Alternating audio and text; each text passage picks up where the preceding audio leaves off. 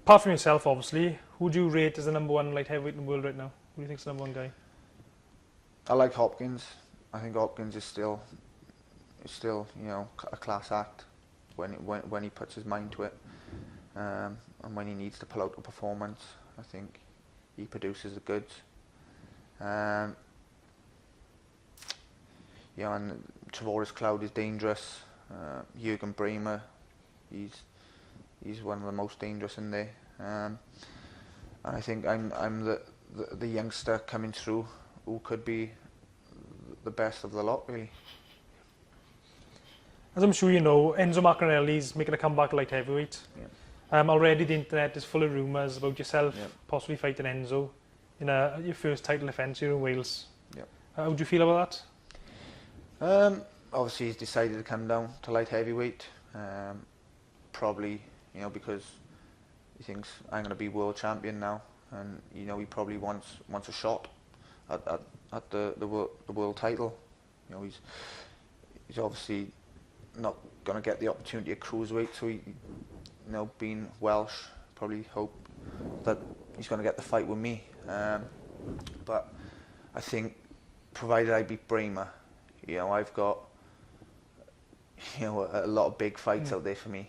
You know, like the American guys, they are going to be on my radar firstly because they're going to be the big money fights. You know, but if Mark had earned his position, if he, you know, he's obviously got to get into position to be worthy of fighting me. You know, I'm the champion. I will be the champion. So he's got to prove he's ready to fight me. And if it happens in the future, it happens. You know, at the end of the day, I'm still going to remain undefeated. And you know, I'm going to be the champ. But who would have won if Nathan Cleverly fought Joe Calzaghe at light heavyweight? That's a difficult question. Well, you know, we kind of difficult to answer that one, isn't it? You know, because of obviously my respect for Joe and his respect for me. Should we just say it'd be a close fight? Yeah, no doubt. You know, it'd be a great fight, wouldn't it? You know, similar, both warriors, and both, you know, kind of got that winner's mentality, so that, you know, be tremendous. But you know, I think it'd be a bit harsh to answer that one.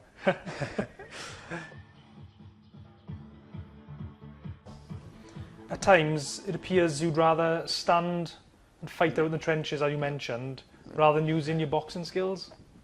That's always the way it's going to be as well. You know, I've got no plan in changing that. I'll box at times, and in nearly all my fights I'll probably get in and go to town and have a good tear up with my opponents. That's what I love. And the reason I can do that is because when I do it, not many opponents can live with that ferocity that I fight at. So, you know, I kind of enjoy that, and I want to maintain that. It's a fan-friendly style. They seem to love it. The only disadvantage is that people say you're not going to have a long career if you fight like that. But 6 more fights, remain undefeated, I'd be happy. I'll retire. I mean, in your fight with Kara Morat, your corner were begging you almost to sort of box. Yeah. And Frank Warren was quite animated ringside, banging the ring up and down in your corner, screaming, "Box, Nathan, box!" Yet every round you went out there, and then straight back in the trenches. Yeah, well, the only people that had belief, I suppose, 100% belief in that fighting style was myself, my dad, and Alan, my trainers, because we're in the gym all the time together, so they know what I can do. I know what I can do. Obviously, for the guys outside, they was a little bit cautious and wary because they thought it was crazy the way I boxed. But I knew I had the fight. I knew I had it wrapped up. You know, there was no way was he going to beat me. That's the attitude I had, so that's why I fought like that.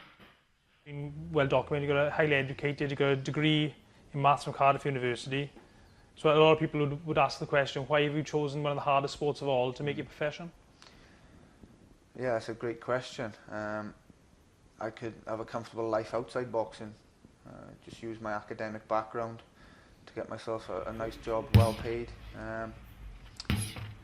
But I have a dream, and the dream is to become world champion boxing. So until I achieve that dream, the mission goes on. And May 21st, I'm getting closer to that dream. So, you know, it's a hard sport, a brutal sport, in fact, but I love it. You know, I think naturally, deep down, I'm a fighter at heart. So, you know, that's why I've chose boxing, and that's why, you know, I've decided to continue with it. Do you wake up some mornings and think, when there's ice on the cars and there's frosty and snow, do you think, do I really want to go for a run this morning? I could just be an accountant now, or a lawyer or a solicitor, earning excellent money without getting punched in the face, many a time. Go out freezing cold. Yeah, many a time. You know, boxing is a difficult sport.